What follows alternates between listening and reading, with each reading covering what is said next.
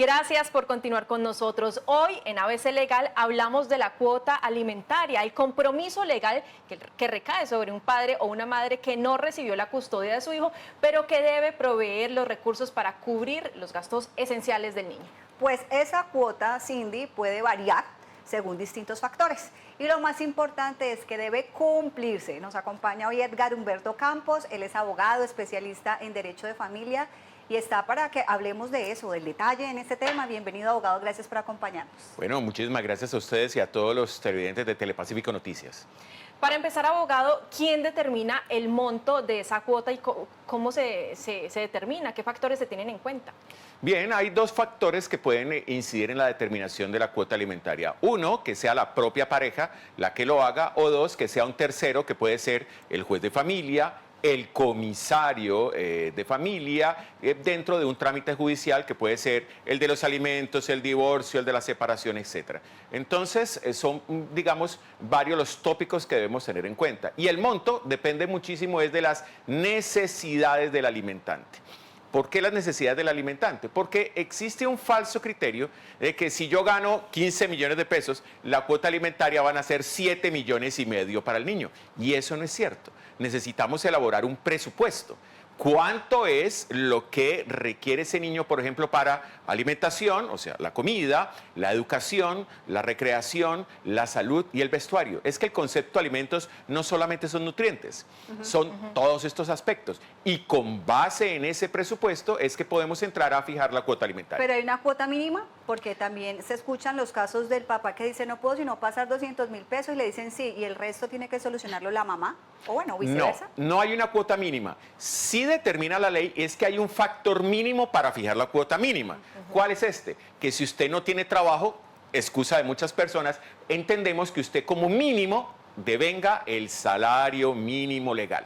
Entonces, ese va a ser el punto de partida para fijar la cuota alimentaria. Ahora, abogado, ¿qué pasa con los padres o madres morosos, los que definitivamente no le están cumpliendo a los hijos con esa cuota? Esa es una muy interesante pregunta, porque el moroso hoy en día se ve supeditado a varias situaciones.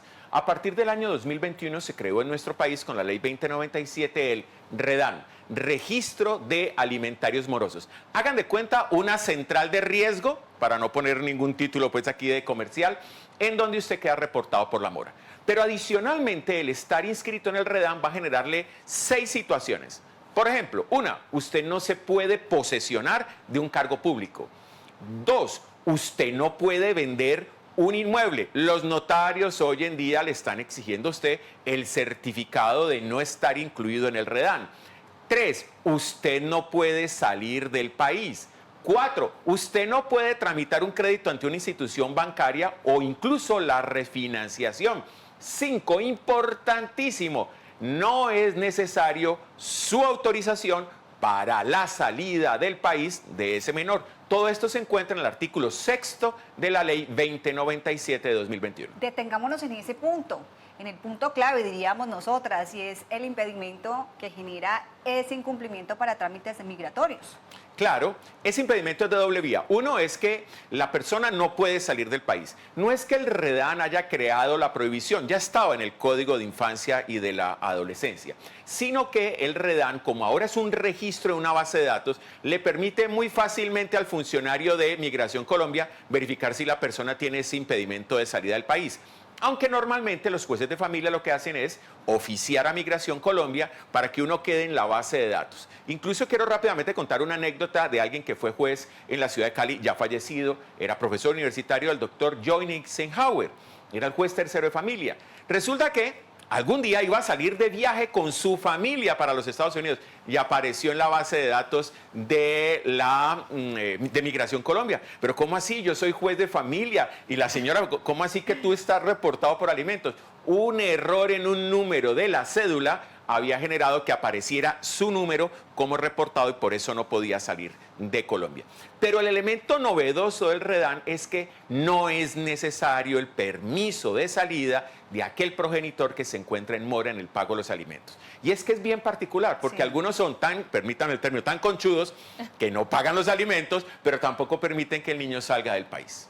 Abogado Edgar, muchísimas gracias por habernos acompañado, por estos datos tan importantes que seguramente le interesan a tantas familias.